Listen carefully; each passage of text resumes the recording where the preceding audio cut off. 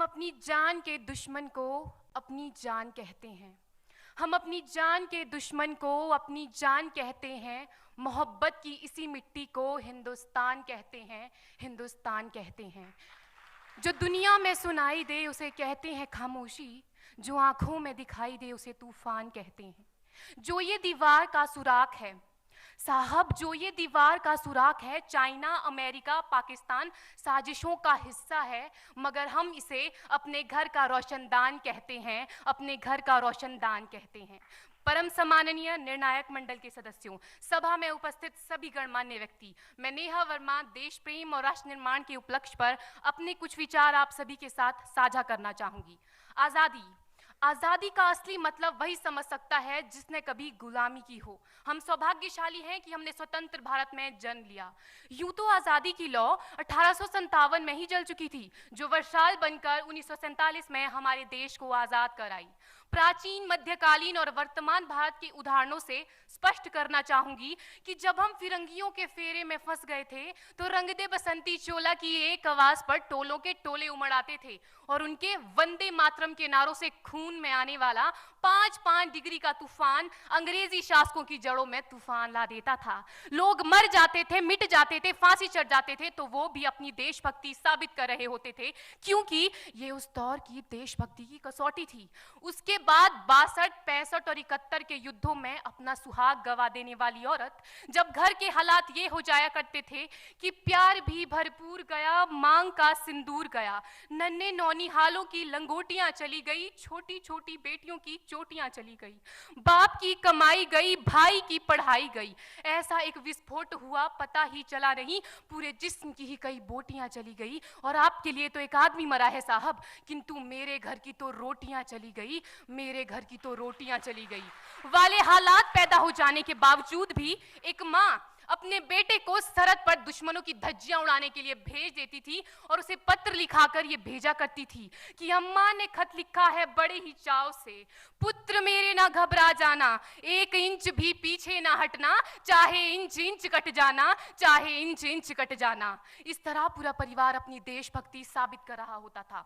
तब देश बलिदान मांगता था, तब देश लड़ जाने को कहता था, तब देश मर जाने को, मिट जाने को, फांसी चढ़ जाने को कहता था। किंतु आज देश लड़ जाने को नहीं कहता, आज देश मर जाने को, मिट जाने को, फांसी चढ़ जाने को नहीं कहता, बल्कि मेरे विचारों में यदि कोई व्यक्ति अपना काम पूरी ईमानदारी, पूरी मेहनत और पूरी लगन से करे ना, तो वही सबसे बड़ा देशभक्त है।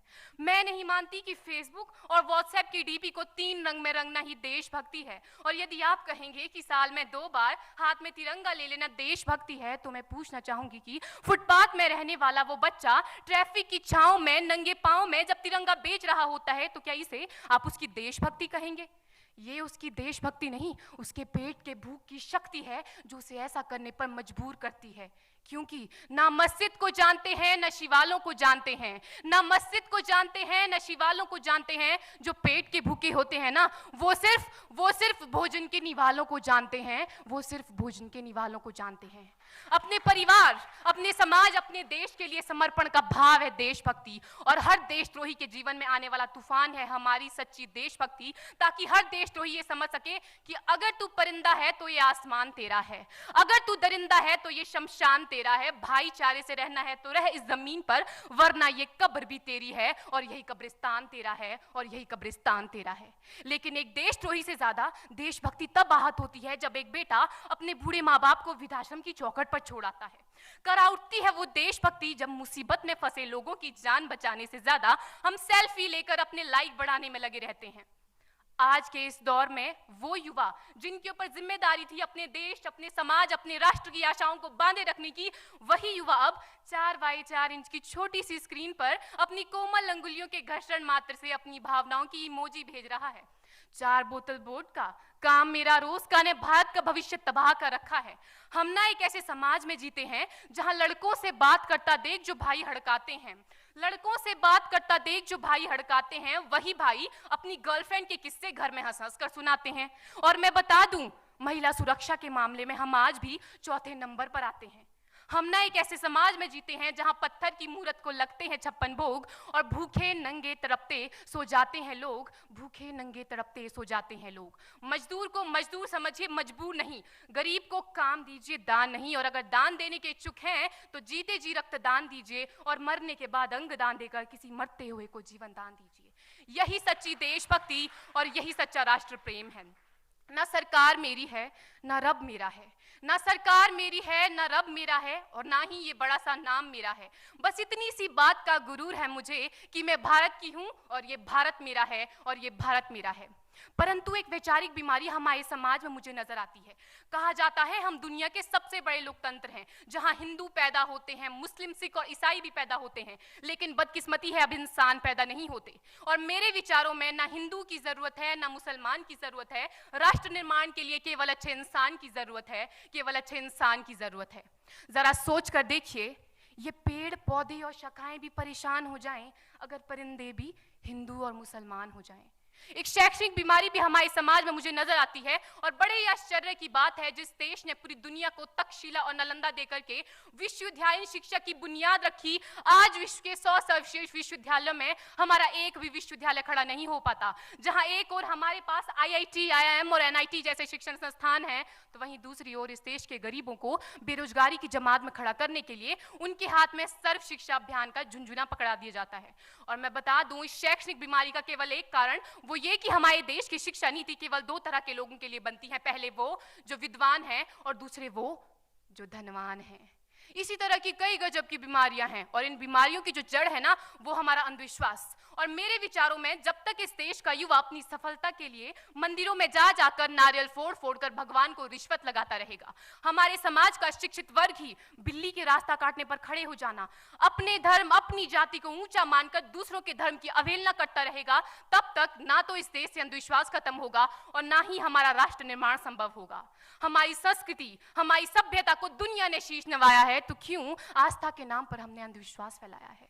मेरे विचारों में हमारा राष्ट्र निर्माण तब संभव होगा जब इस देश में महिलाओं की पूजा नहीं, उनकी इज्जत की जाएगी। राष्ट्र निर्माण तब संभव होगा जब हम जातिगत आरक्षण नहीं बल्कि सामाजिक सशक्तिकरण पर बात करेंगे। राष्ट्र निर्माण तब संभव होगा जब स्वच्छता अभियान में केवल सरकार नहीं बल्कि सड़क पर चलने वाला हर एक नागरिक हाथ बंटाएगा, स्वच्छ भारत स्वस्थ भारत को दिल से अपनाएगा। असल मायने में हमारा राष्ट्र निर्माण तब संभव होगा जब एक गरीब बच्चा मध्याह्न भोजन के नहीं बल्कि ज्ञान अर्जन के लिए सरकारी स्कूल की चौखट पर कदम रखेगा। और हमारा राष्ट्र निर्माण तब तक संभव नहीं होगा जब तक एक नागरिक नैतिक रूप से सटीन, चारित्रिक रूप से भ्रष्ट, मानसिक रूप से दिवालिया, धार्मिक रूप से अंधा, राजनीतिक रूप से गंदा, स्वैच्छिक मान मूल्यों के आंकड़ों में जिन्न शिन्न पैपंदमयी अखंड भारत को खंड खंड करता रहेगा, तब तक हमारा राष्ट्र निर्माण संभव नहीं होगा। बड़ी बड़ी बातें नहीं, छोटी छोटी कोशिशें करनी होगी, क्योंकि ठोकर हमें पहाड़ से नहीं पत्थरों से लगा करती है। I being an Indian, I being a student, I being a symbol daughter of this motherland feel proud to be an Indian। और मैं सैल्यूट करना चाहूंगी सरहद पर दिन रात हमारी रक्षा के लिए खड़े हर उस जवान को, इस देश की पुलिस, प्रशासन और किसान को, और इस देश के हर उस व्यक्ति को जो अपना काम पूरी ईमानदारी, पूरी मेहनत और पूरी लगन से करते हैं, जिनके बिना राष्ट्र निर्माण की कल्पना करना भी असंभव सा लगता है। और आज इस मंच पर पूरी जिम्मेदारी के साथ मैं भारत की बेटी ये कहती हूं कि हमारा राष्ट्र निर्माण तब संभव होगा जब हम सभी, मैं, आप, हम सब मिलकर प्रयास करेंगे, क्योंकि हमारे देश की जिम्मेदारी नहीं है हमें आगे ले जाने की, हमारी जिम्मेदारी है अपने देश को आगे ले जाने की, अपने राष्ट्र को आगे ले जाने की, अपने वतन को आगे ले जाने की। तो अंत में मैं बस यही कहना चाहूंगी, मेरा हिंदुस्तान महान था, महान है, महान रहेगा। मेरा हिंदुस्तान महान था, महान है, महान रहेगा। होगा हौसला सबके दिलों में बुलंद तो एक दिन पाकिस्तान भी जय हिंद कहेगा। पाकिस्तान ही क्यों, सारा जहान जय हिंद कहेगा, क्योंकि सारे जहां से अच्छा हिंदुस्तान हमारा, सारे जहां से अच्छा हिंदुस्तान हमारा, हम बुलबुलें हैं इसकी, ये गुलिस्तान हमारा, ये गुलिस्तान हमारा। जय हिंद, वंदे मातरम।